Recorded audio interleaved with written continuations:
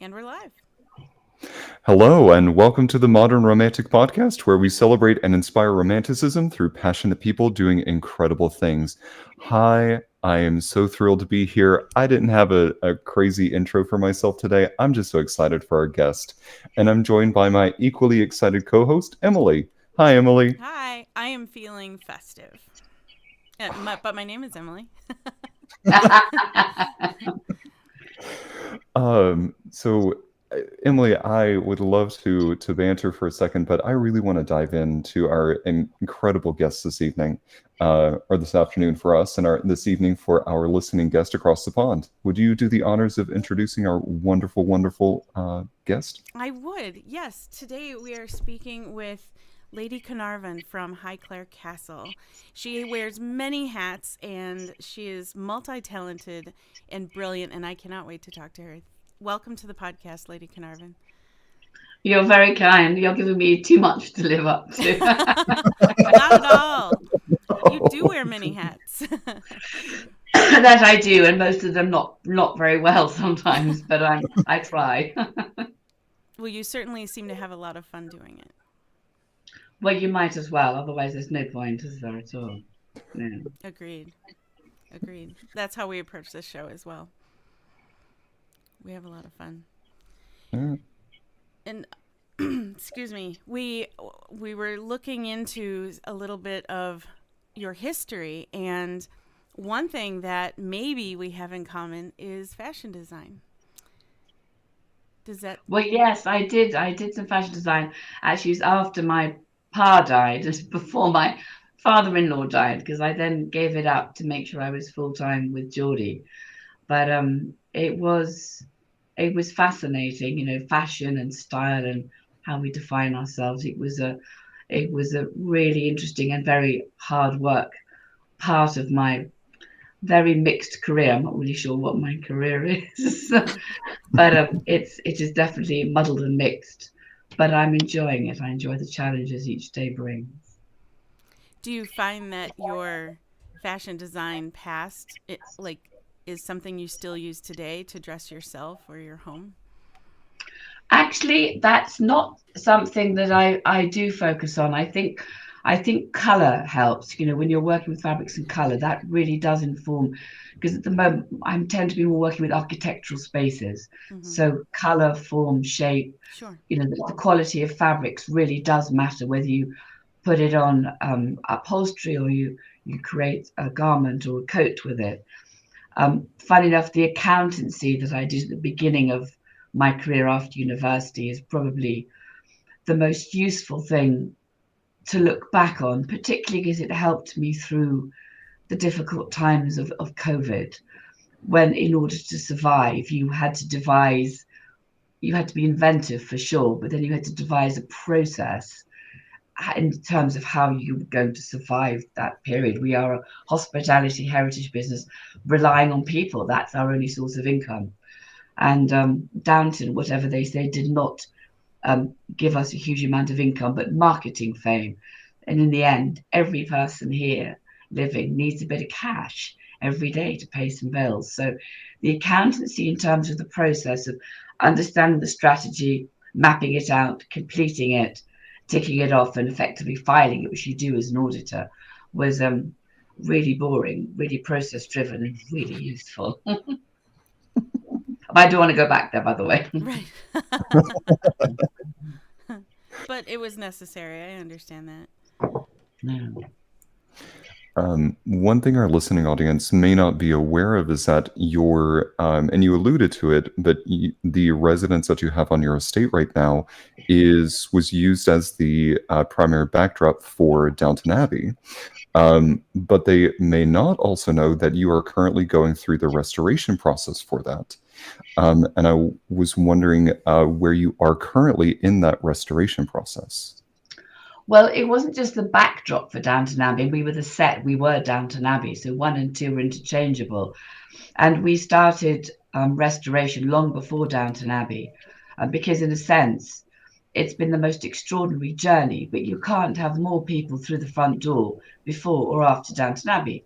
Same door, same space, same room shapes, same number of visitors. Makes no difference. And in a sense, that's and equally well, they said it was good marketing, which it really has been. But that's not what it's about. So in 2003, Geordie and I did a huge amount of work on the saloon roof, which is over the heart of the castle, the waiting room at the heart of the castle, which in Downton they call the Great Hall. And then I think 2 years later, we worked on another section of roof. So what we do the whole time is we break down the project to do this step, that step, this step, that step. So there's never a day I'm not trying to do something, if you like.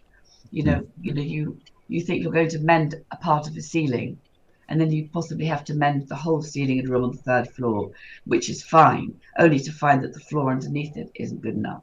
So you end up just doing what is possible and keeping on going, just like life, one foot in front of another. But you do the boring stuff, you do the roofs, you do the boring stuff, you do the plumbing, you do the electrics. That's what comes first. And I think that makes sense. There's a property here that's about 3 hours away from us called the Biltmore Estate, who's also going through that restoration process. And I notice, like with them, it is also different sections. So depending on when you go, your experience from one year to the next may not be the same, because they may be restoring pieces that were previously accessible that need a little bit more attention. During when you're breaking those projects down and you get to places where there is a lot of history, how do you decide between what to keep as the original, or as much original as you can, versus updating to more modern standards? Well, there's many questions there. Firstly, I was honoured to meet the Pickering family from Biltmore who came over here, and they've done an amazing job there. And that's a slightly more recent house. Highclere goes back to 749 AD. So one of the problems is what are you looking at, and what is its importance, and when does it date from? But having said that, I'm in terms of modernizing, well, it's not going to be heating to start with. So we're not going to put that in. It is as it is. And it's better for us to wear more jumpers and it's not hot enough to worry about the heat often enough. And it keeps the ambient temperature in the castle pretty good, probably more or less the same for the last 1300 years. So there aren't any radiators in the bedrooms, for example. So you just simply wear socks or more clothes in the winter. So it's kind of a different attitude. So in terms of modernizing, that's not really a word I ever use. In terms of restoration or conservation, then yes, but I will do most of the basic rooms are in pretty good nick. I've now worked my way around many of them, and I've done up many of the bedrooms. So on the first gallery floor, there's 250 to 300 rooms, and there's 50 to 80 bedrooms. So we turned all the old servants' rooms into the Egyptian exhibition. So effectively that was restored or converted to a new use in 2007-8. Although we've only emphasized it now because I've written a book called The Earl and the Pharaoh about the discovery of Tutankhamun. No Lord Carnarvon, no Tutankhamun. So I wrote the book and we've done the discovery, which is a really fun use of that space to take you into the tombs and around and think about the extraordinary legacy of that man. So there's areas which are done and fine. And there's lots more areas which are en route, and that's all I think of them. Some have got more wibbly wobbly floors than others. Rome wasn't built in a day, and I don't know how far I'll get, and nor do I worry about it.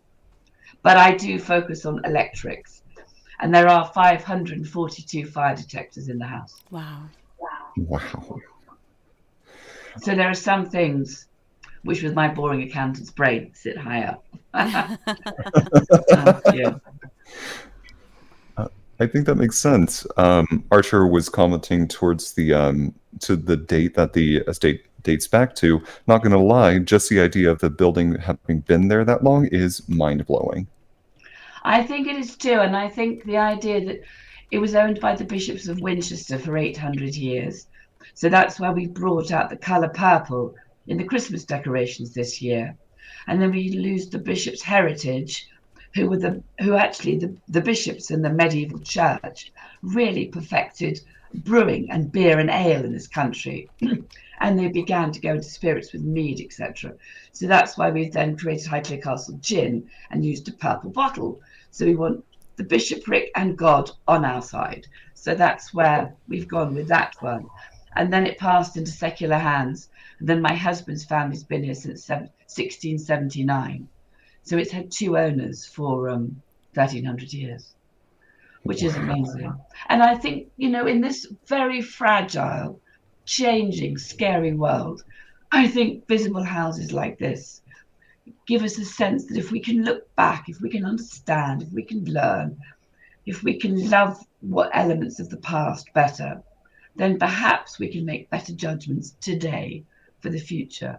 So I do think, culture and heritage matter. And then it's trying to make it fun, not a sterile museum where you can't touch anything or ask anything, where you look with admiration, think, oh my God, I want people to feel that they're in a home. It was built as a home. It needs to be enjoyed. Party time. That's right. Afternoon tea, champagne today. And that's what I love about the journey with everything you do that you post online, specifically Instagram. That's the one I tune into the most. We talked earlier about the Barbie videos you made and some of the other fun things you've done. And I just love that you have that fun attitude toward some of the work you do there. And I just love it. Well, thank you. I think we all need moments of fun again for all the scary reasons in the world. You need moments just to find just to have a laugh. Laughter is the best medicine. So I think that's quite amusing. And, we've tried, Doctor Who arrived in the castle probably about a week ago. And then I was the Dalek in that instance. And then Doctor Who was lowered with a broomstick sticking out over the saloon. It was just hysterical. But it kind of, I hope, was just a bit of a fun play on it, really. So, yes. And then I've thought of an amazing fun idea for a Boxing Day this year. So I'm really chuffed with myself. But that is a secret. We will watch for it. We will watch for it for sure. For me, you were talking about it from a fun aspect. I love it from an accessibility sort of thing. The thing that struck me the most was really in your blog, in which you are talking about different aspects of the house, different visitors, or different elements of the goings-on the estate. And for me, coming from a theater background, there is sometimes a disconnect between this entity, intellectual property, what have you, from being accessible by a larger audience.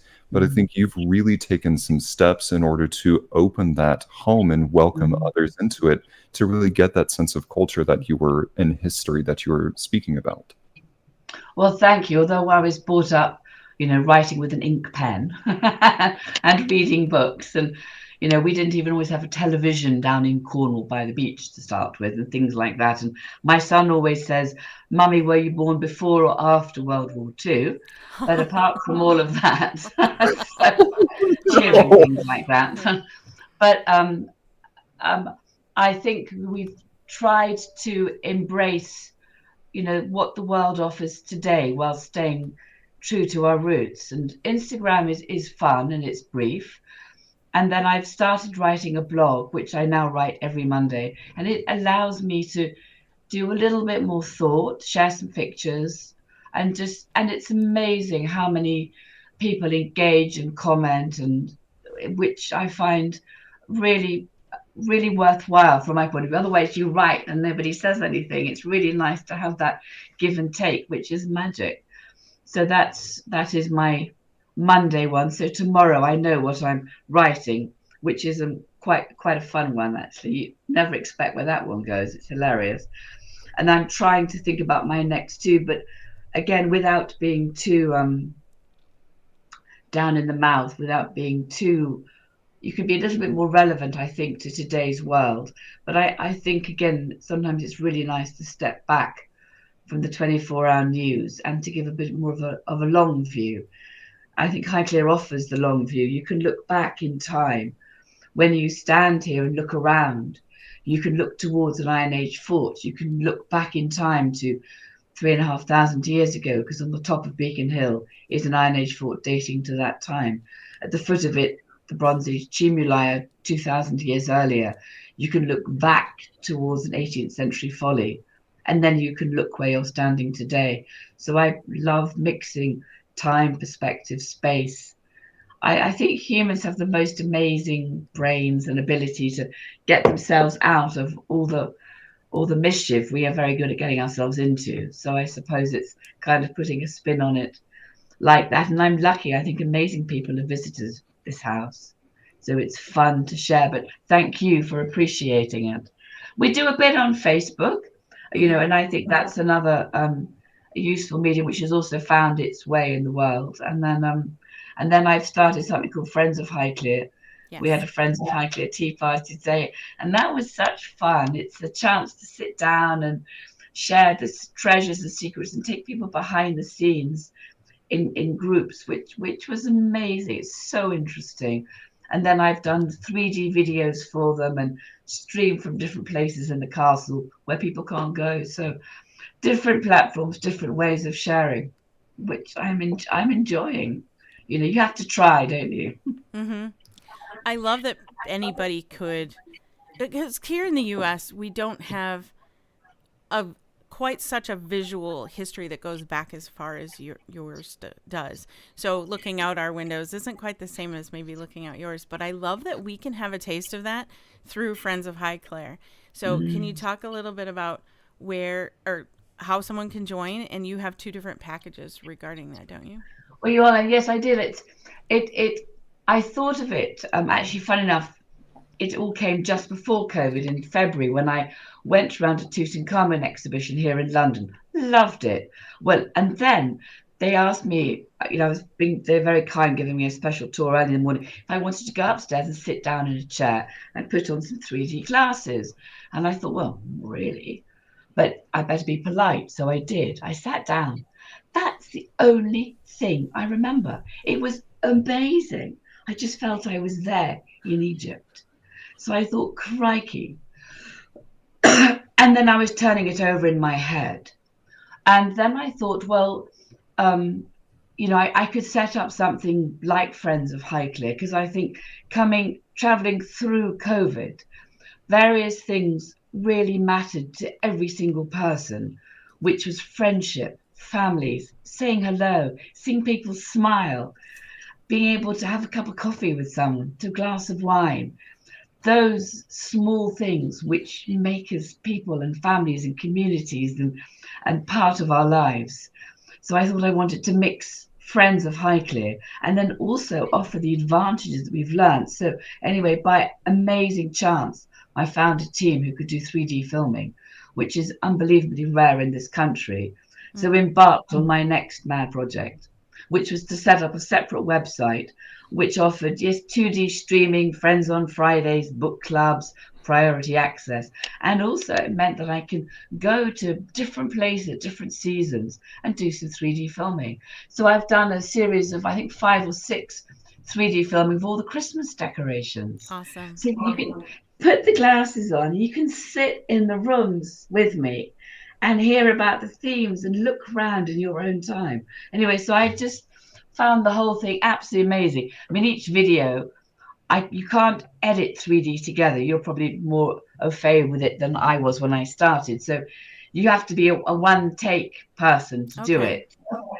And then at the end of it, it takes, I don't know how long to edit the videos, because there's 6 cameras on each, on the camera. And it's also walking not too close or you'll get a really weird sight, or not walking too far away and it won't work either. So I've learned a huge amount, and it just means that I can disappear down to a flower room. I can go up into, I'm redoing a room upstairs on the top floor in memory of my mother-in-law.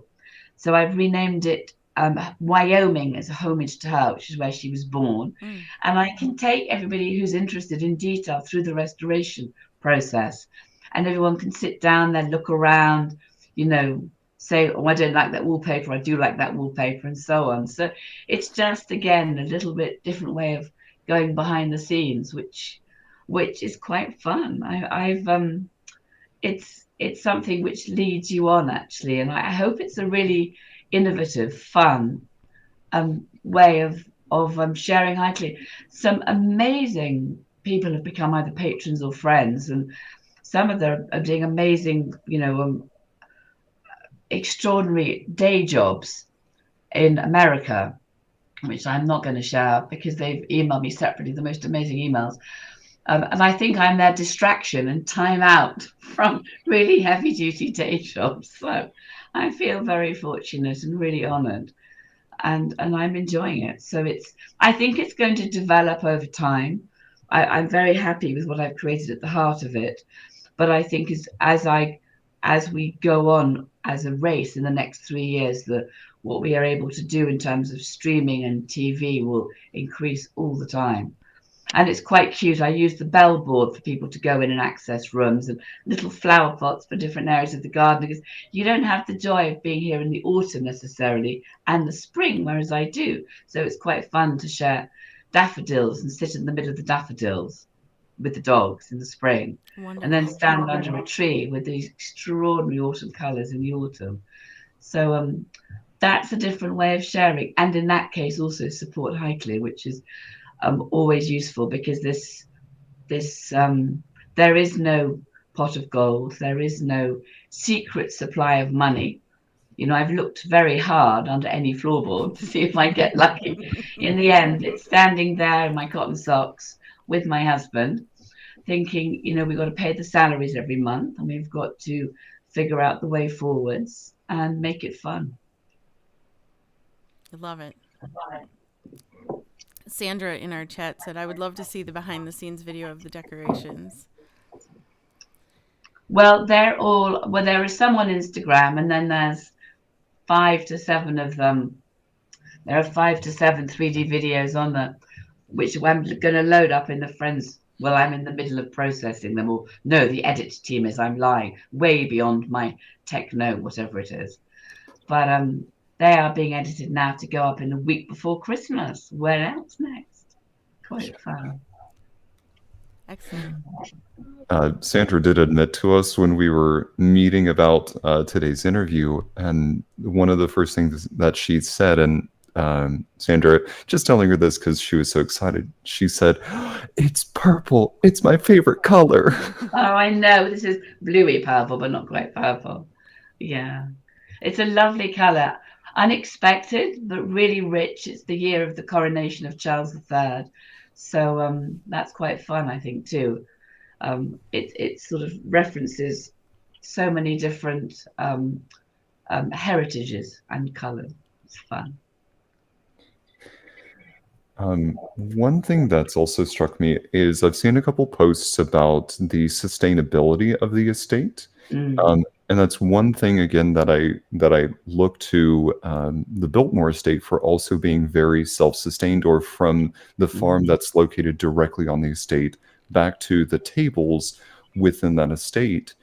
And was that something that was part of your initiative with your husband, or is something that's come up just from the nature of preserving the estate? I think this estate has always sought to be reasonably self-sufficient, and it has been for 1,000 years. I wrote a book called Catherine, the Real Downton Abbey, which took the estate through World War II, when one of the themes in this country was about digging for victory, because otherwise we were going to starve. After that, so much farming went on in the years after World War II that in some ways too much of the land was farmed, and then it was rowed back from when we joined the EU. At that point, my husband and his father went into all the stewardship schemes.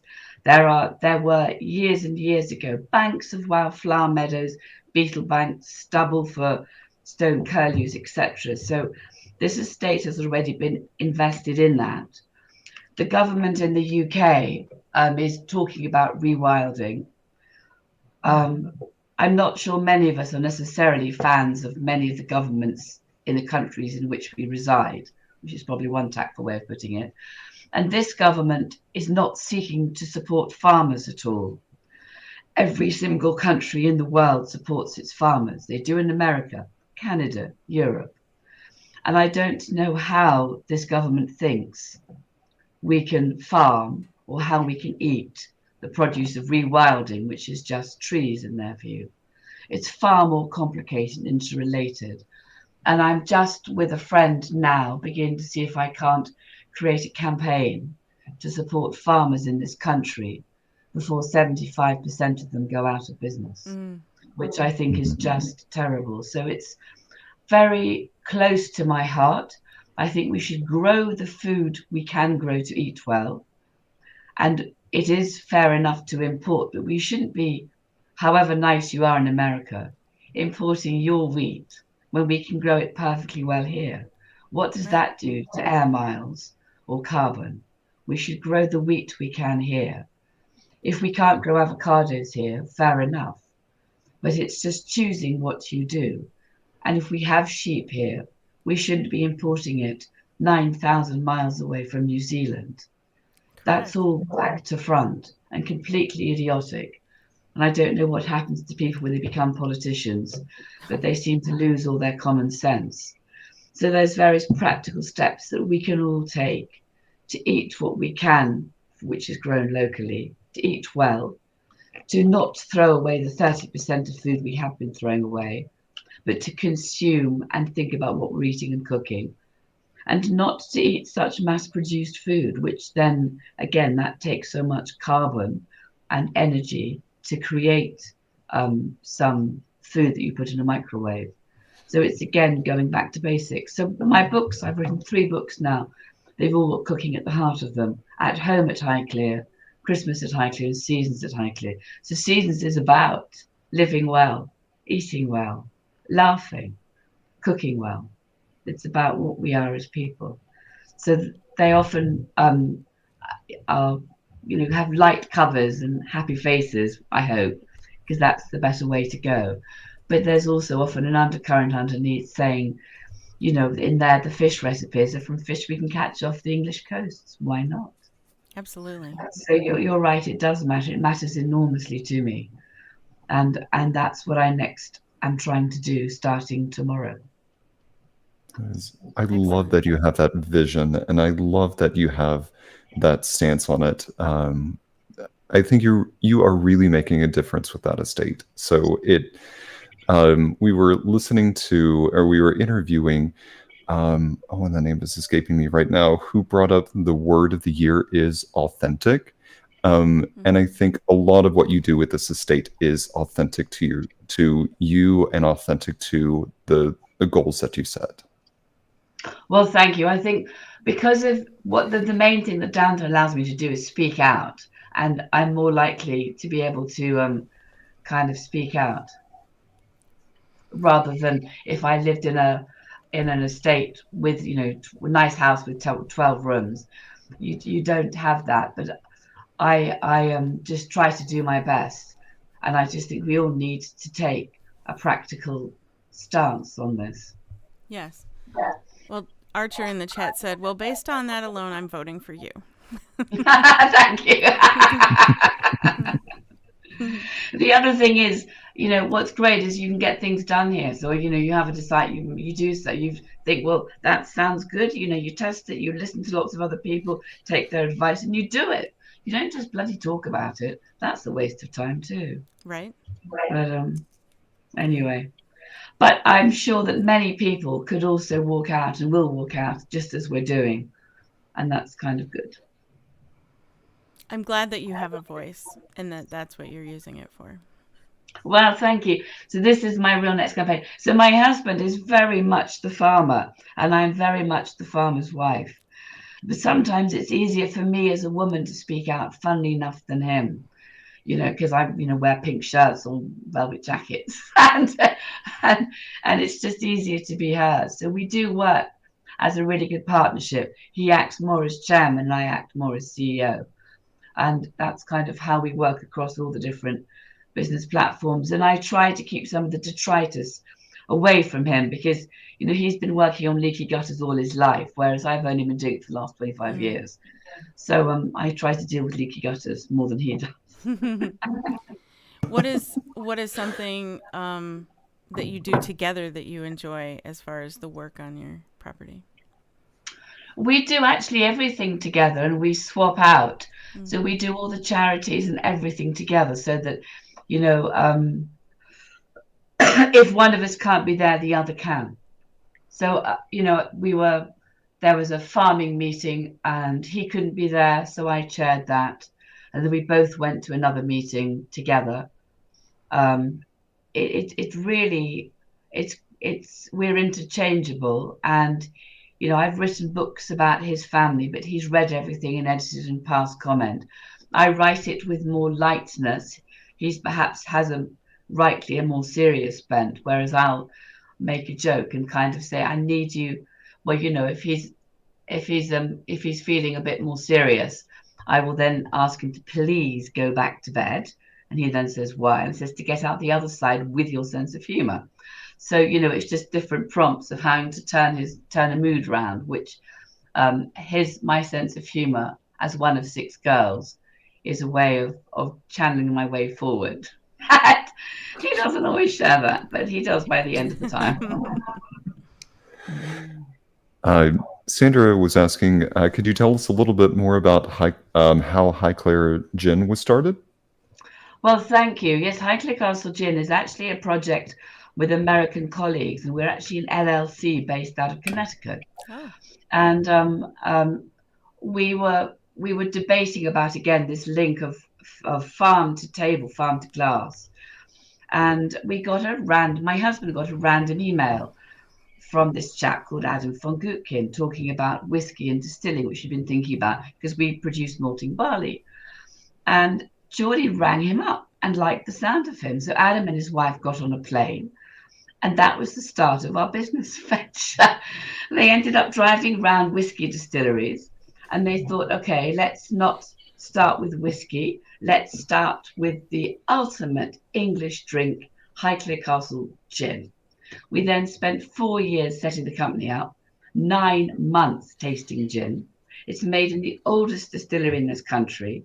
It's now won 150 gold and platinum awards. Wow. It's in a beautiful purple bottle as the medieval estate. Plus, obviously, now that represents God. So it's oh my God, it's the gin of choice in St. Patrick's Cathedral in New York.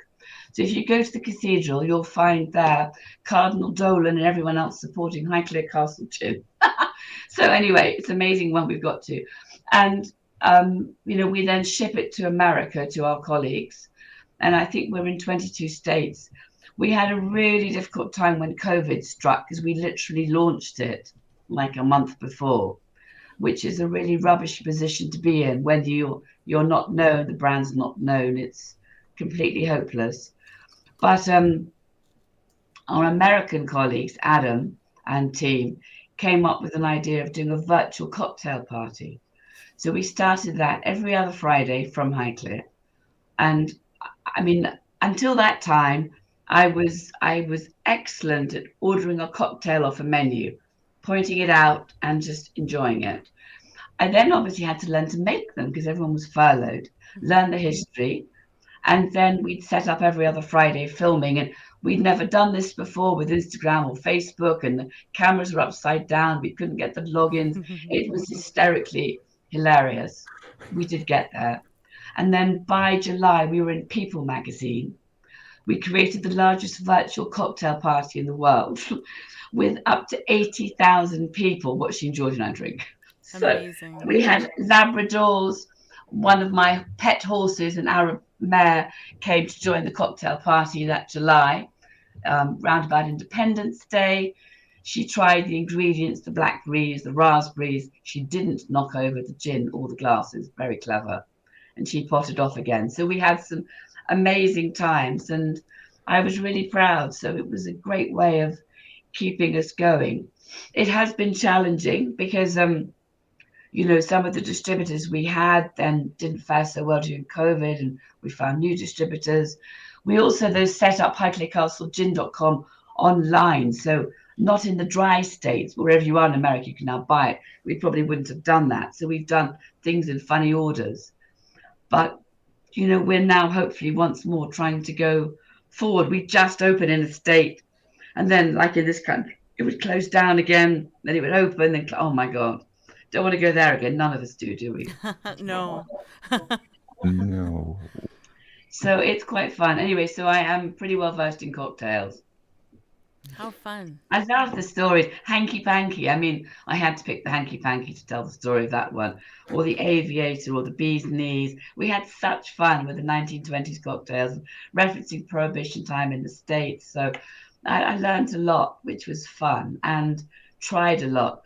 And then, we were also trying to tell the stories, but I'd have Adam down the phone with somebody in the room saying to me, because there was about, 8 of us who grouped together here and never went out. So that was our family group, if you like. And they were saying, drink, drink. And I said, well, I've had enough, no drink. So it was a really fun time. And actually the cocktails were really good. So, but anyway, it is online now on the website, and that should get to anyone within 48 hours, hopefully. Okay. And then I'm hoping we're getting into more states again. But yeah, I'm really proud of it. And we then did a gold gin too to celebrate Tutankhamun, and yeah, we're having some fun. I was just saying that Archer and I think, are some of the people a part of this creative production that also enjoy an occasional adult beverage from time to time. I'm really intrigued by the gold gin, so I can't wait to add that to my collection. Well, what was extraordinary was, again, Adam came up with this great idea of creating this gold bottle of Highclere Castle gin to celebrate the discovery of Tutankhamun alongside my book coming out. So it was the most beautiful. He aged it for 2 years over whiskey barrels, and it came this beautiful color and this amazing taste. I mean, it was a brilliant idea. Actually, there's a thing on YouTube about it, and this chap was saying, oh my God, it's amazing, it's amazing. So Adam said I had to watch it because he was just so supportive. And I was watching it, and by the end, I went to go and get myself one just to try it because he was right. It was amazing. It was so that has been such a fun initiative. I've sold some today to some friends of Highclere. They went off very happy, actually, rather pleased. Yeah. Yeah, someone, Sandra in the chat said the bottle is beautiful. Oh, thank you. It is. Do you know, in the summer, people found it was on Louis Bar. We have a cocktail bar here in the summer, which is just magical. And people are outside, and we play jazz music at the end of the summer evenings in July and August. Well, actually, probably from lunchtime, but not breakfast time.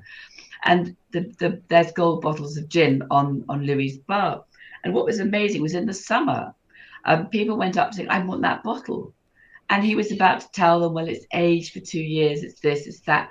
And they said, I don't care, I just want the bottle. So they bought the bottle. So he came to me and said, I've sold 4 bottles today, 2 to each of these people because they love the bottle. Amazing. Archer said, do you need some serfs? I'm already packing to move to Highclere if you've got some room for live-in workers. No, I'm always looking for people. But bizarrely, we don't have any accommodation. It's so annoying.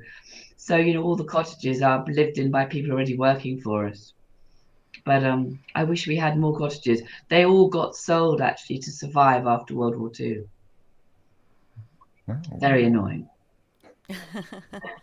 What is something that you do, or something in part of what you do, you can decide, that makes you sit back and go, yes, this is why I do what I do? Well, I don't really ever think like that. I just No. do what I do because I do what I do. I mean, that the moments of the day which always make me smile, or when I was trying to throw frisbees for the puppies today, and they were trying to catch them and missed it, and turned over and got muddy, and then came back and just wanted to lick me and say hello. Those are the magic moments of the day, I think, of every day, of any day. Or going to see them in the morning and they're just so happy that they can to be let out and then come and have a quick cuddle. It's just amazing. Or this evening, because my husband's gone down to see somewhere else tonight, so which means I'm going to be sitting on the sofa with two puppies on top of me, which is utter heaven, and some other dogs around, which is just completely magic. Those are the moments that I truly love. I'm sure just the same as everybody else who's listening or watching now. Puppy cuddles are the best. They are the best. And I think, again, during the time that we've all been through, wherever we lived in the world, I think we all enjoyed the changing of a season, watching some cherry blossom come out, being able to walk where you wanted to watch the cherry blossom come out, to enjoying going around the block with a dog, to recognizing just the friendship they give, whatever the world is doing. Those are all. That's all that we all share wherever we live. Amazing. There's an image. So right now I've recently found out that I'm very allergic to dogs. So I'm going through allergy shots and that sort of thing so that eventually my boyfriend and I can get a dog. But there's this image that I have of being in fall and walking with this, essentially a walking fluff ball. It's a caisson, so of course it's a giant walking shadow fluff ball. But just walking with my boyfriend, the leaves are falling, and with a nice puppy. That's really what I'm like. That's picturesque in my mind. That's the dream, isn't it? That is the dream. It is. It's magic. Completely magic. My husband doesn't want all the dogs around him all the time. I make him have puppy love for a set amount of time of an evening if he's around, and then he says that's enough. So usually if they've made a nasty smell, actually, whereupon they have to go. If I'm honest. That's funny. As someone who is doing such inspiring work, I'm sure that you have inspired countless people out there with everything that you've done at Highclere. But I want to turn it back to you and ask: is there someone who inspires you? I think actually almost before I met Geordie, or certainly when I had nothing to do with running Highclere, I was up in Yorkshire. And I'd gone to listen to a lady called Debo Devonshire, the Duchess of Devonshire, who ran Chatsworth House. And she, I think, has been an inspirational icon for everybody trying to run a stately home, whichever side of the ocean we live on. Chatsworth obviously has many connections to America, vis-a-vis the Kennedys. But she and her husband unexpectedly inherited Chatsworth because his elder brother died in World War II, and left them with the most immense death duties, and opening to the public, making people feel welcome. She wrote some great books called Counting My Chickens, just about everyday life or visitors coming. She wrote her own biography, so Wait for Me. Charming books, and I've always just felt that everything she did made people feel welcome. And whatever at Highclere, if we're going to open it, which we are to the public, and it's been open since my pa-in-law opened it with my husband in 1988. If you are open and welcoming people, then you need to make them feel welcome. You need to say thank you for coming. How lovely to see you. And I always felt that's the image she gave me of Chatsworth, as if she was welcoming visitors to Chatsworth, to the parks, the grounds, to the house. And I think it's that sense, which is what I've always remembered and tried to bring to Highclere. So that's what we're doing. We're not doing it because we have to, although we are required by the law here so to do. But that's not why we're doing it. It's because we want to share Highclere. And Highclere has been shared, as these stately homes have, for years. It has been a place for visitors, for travellers to stop. And in Christmas at Highclere, in one of the chapters, I wrote about a visitor coming here to Highclere in 800 AD and the welcome that he found. How wonderful. Sorry, Trey, I didn't know if you were every time. Do you have any big dream projects that you would like to do someday? There are so many projects here, but I'm not one for borrowing money to go into debt. I think it always has to be something which is going to sustain the house.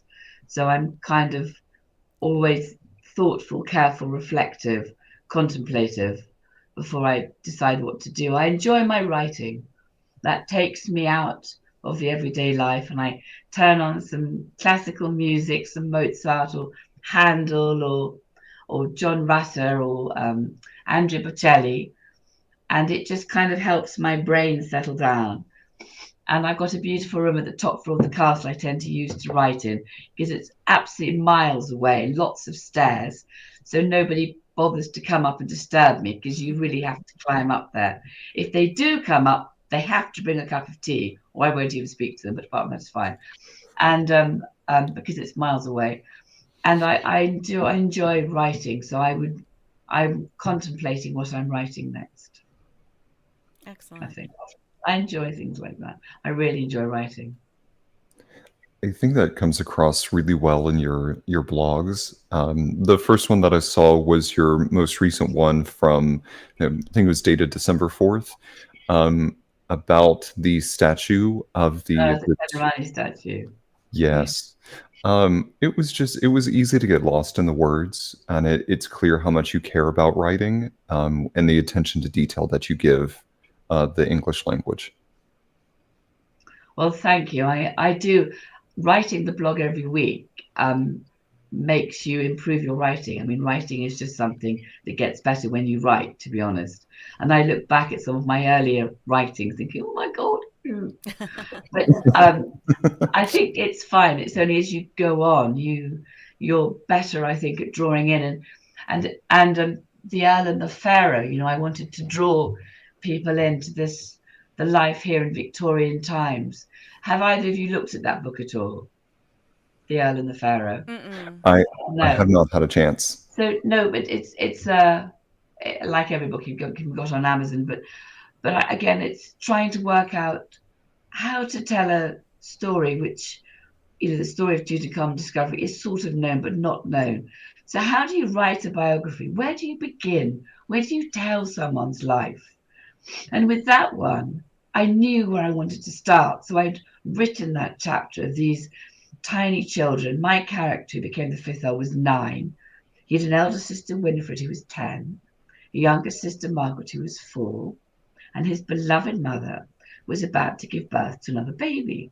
And it was Christmas, and it was 1875, and they were so excited, and it was snowy, and there were sledges, and they were staying with their grandmother whilst their father could go with their mother to London to the best surgeon, Dr. William Gull, who looked after Queen Victoria.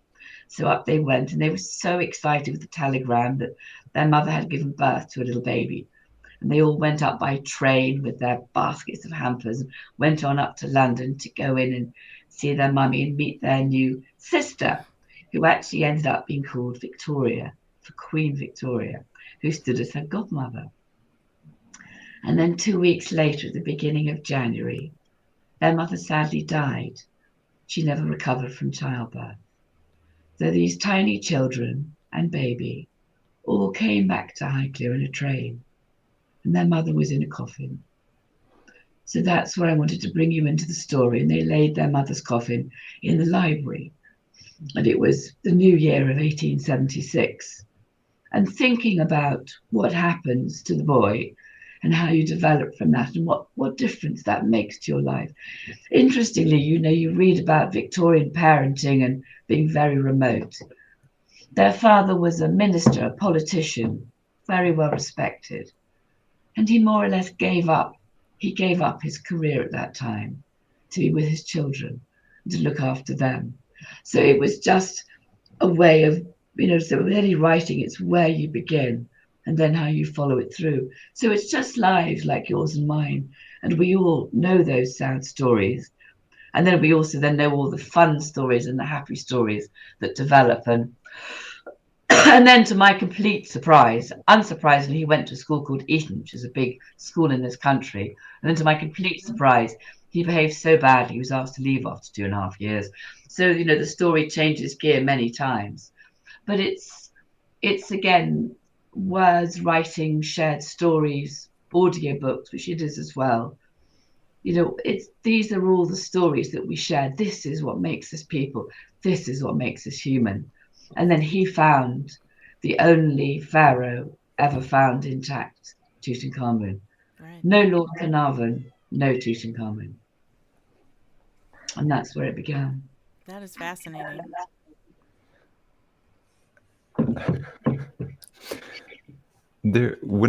So Emily, this is more kind of a comment to you. There are so many times that we have guests on the show that are so great to listen to, because both the way that they speak and the way that they write, it's clear how much they dedicate to that writing and that creative process. I would like to add Lady Carnarvon to that as well.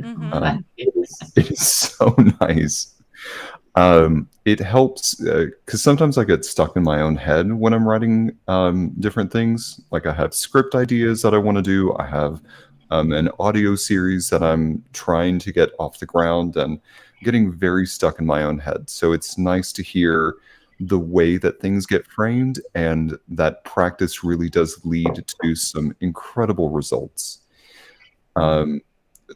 Without any kind of natural segue to it, I would kind of like to look ahead a little bit towards later in the month. Right now we're recording this a couple of weeks prior to Christmas. And I read somewhere that you have some really nice family traditions that you do at Highclere. Could you talk a little bit about what some of those traditions are? Well, I think it's both traditions from my husband's family, but also, from my family, from growing up with all my sisters. And I don't know, we have some terrible musical crackers, which we have round the dining room table. And in each cracker, I don't know whether you have them, is a whistle. Mm-hmm. And they're numbered 1 to 8.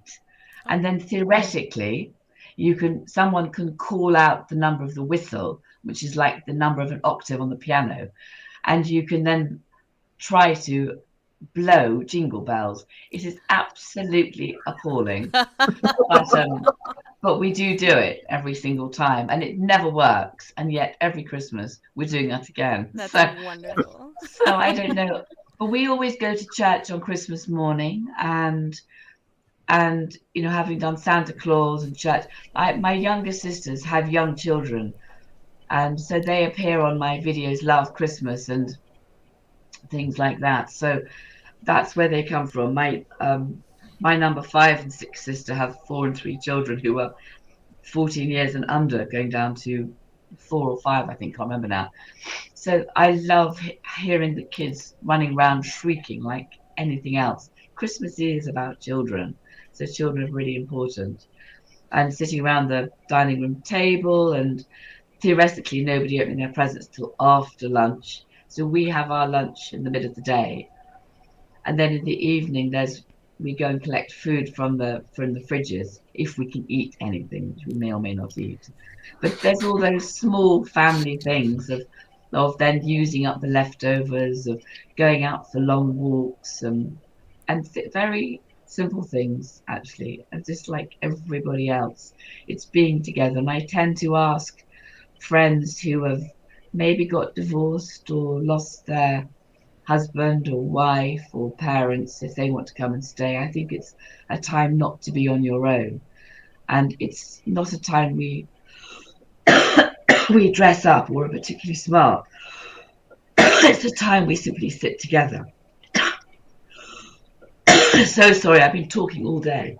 Oh, You are just fine. Sorry. Yeah, you're fine. You're all right. Forgive me. Whatever you need to do. But yeah, I like Christmas at Highclere. It's a fun book to write. 12 chapters for 12 days of Christmas. It's a fun book. It is, yes. And Christmas comes. So sorry, that went the other wrong way. That's I okay. do apologize. No, whatever you need. Yeah. I'm sorry, Trey. We do this every single time. And we also do not crosswords, puzzles. I've forgotten the word now. Where you fit in the pieces together. Jigsaw puzzles. There we go. Mhm. There's always a big jigsaw puzzle on the go. Which is what's so annoying is I buy a new one and there's one bloody piece missing. Mm-hmm. And we play Cluedo and Monopoly. There's one small TV in a back room, so we do the and some of my nieces play the piano, so it's just, and otherwise it's playing hide and seek and things like that. Wonderful.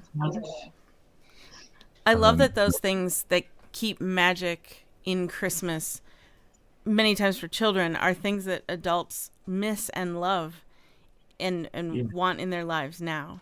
And I think that's something that is a universal thing for many people. Yes, it's turn the TV off for a bit.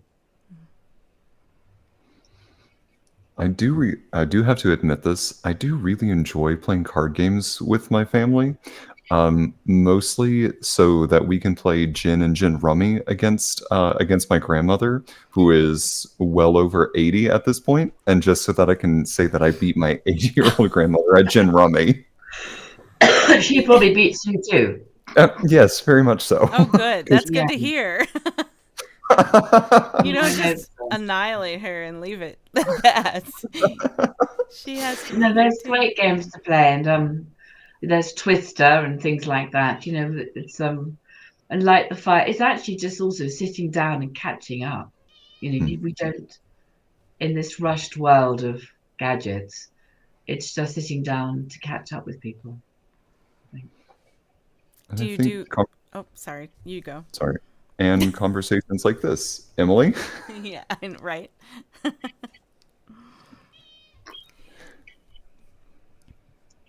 That was it for We're me. both. I don't know who to say to. So, Emily, what were you going to ask? I was going to ask what you do for New Year's. Then, do you keep it quiet then, since Christmas is a big? Well, that's always a big debate actually, because obviously the youngsters want to do something mad, and my parents never really did, and went to and Geordie and I don't really either. So we try and stay up for New Year, sort of. Maybe I'm with one of my sisters or something. So in Scotland, Hogmanay is a huge festival, but that was because Cromwell banned Christmas when he came to power after Charles I was executed. So Christmas was banned. And when Charles II came back, the most popular thing we do is reinstate Christmas. So because Christmas was banned, the Scottish then started Hogmanay, being the big New Year celebration. So that's really fun up there. But I also love Burns Night. So I'm doing Burns Night this year, which I adore, and I love reeling. Mm-hmm. And I started the reeling club at St Andrews University when I was there. So Geordie's pretty good at reeling now. He's pretty hot. So that's quite fun. And I get amazing people who've never reeled before. I don't always tell them actually they're going to reel, or they're coming to Burns Night. So by the time they've arrived, they can't back out. I love that. So we're going. No, I know. But I do a practice run, and we just do 3 reels, do a practice run. That is such fun. I just think Scottish reeling, it brings everyone together. It's really straightforward, or some of the dances. I just do the straightforward dances. It is amazing, and everyone has such a sense of achievement. And it's so loud and noisy and mad. It's great. Magic, actually. That sounds magic. It is. I might have to do one for friends of Highclere at some point. They might all have to learn to reel with me. I think I'd get loads of friends wanting to do that. It'd be such a laugh. I vote for magic. that. Mm-hmm. Yeah. So, Lady Carnarvon, one thing that I would like to ask, so that our listening audience can keep in touch with you and your blog and the work that you're doing at Highclere, and hopefully one day also visit Highclere. Yeah, Um, absolutely. where can they interact with you, and what places would you recommend to visit to learn more about Highclere?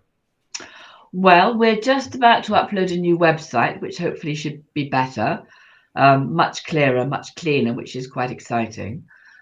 The blog that I write does go out every Monday, and I read the comments and reply to them. So that's also a way of replying to people. Sometimes people write comments about other matters, about times of visiting and stuff, so I can pick those off and just reply to them anyway. We do friends newsletters every month, which go out, what's going on, what's coming up, to try to give them advance warning. The Instagram's quite a good way of keeping up, as in Facebook. I mean, we do try and reply to people on it. It's about engagement. I think it's about chatting to each other. So that's what we do through all of the media. They're not about just. I think some Instagram sites are about promoting the Instagrammer, and I hope ours is about sharing. So it's not about anything other than sharing, communicating, and engaging. And I think that again goes to the heart of what makes for successful communities and happy communities, and feeling you're part of something, and again not isolated. Community. I'm worried by Yeah. isolation. I think it's terrible. Right. And you've created a community. And there are some amazing people on Instagram who have gone through some really tough times, and they tell me about them. And I can at least say how sorry I am and share it, and I will do this, or I would like to do that, etc. And you can reach out and give someone some meaningful support. It's tiny, but I think that's what it is about. It's about saying, thank you for sharing that with me. I'm just wishing you all the best. And that helps, I think. That connection helps. Yeah. And I love that you personally respond to those comments and things. It goes back to that accessibility factor and that engagement. It's so refreshing to see. Mm-hmm. Well, thank you. I suppose there's my own grandfather was a general in World War II, and I've got my father from his army background. And again, I've met many people in the services, and the best of them are always about, let's do it. Not telling one to do it, but let's do it. And together we can do it. So that's what I think Highclere is about. Lady Carnarvon for Minister of the UK. No, I probably won't be able to see my dogs enough. Oh, right. That's true. Well, Lady Carnarvon, this last hour has been incredible. I really have to thank you so much for taking time to share with us your passion about Highclere, your insight to life in general, and for your writing, and encouraging others to write and encourage them to continue pursuing their love of English. Thank you so much. It's an amazing language, English. So it's a wonderful language with which to play and to write. That's for sure. Thank you. Thank you for inviting me on. Absolutely. This episode, along with every other episode, will be in memory of Joe Capone, our moderator, fellow comedian, passionate encourager, and greatly missed friend. For information about Highclere Castle, you can visit Instagram. They have a new website that is coming. So please visit that. Sign up for the Friends of... I apologize for my coughing. I've been doing too much talking today. I'll be doing none this evening. Good. Okay. You can find more information about Highclere Castle on Instagram and their future upcoming website. Find us pretty much wherever you can tune into podcasts. For updates, announcements, and more, please follow us on social media under Modern Romantic. Thank you, everybody, and have a magical day. Thank you. Thank you for Bye, joining everybody. us.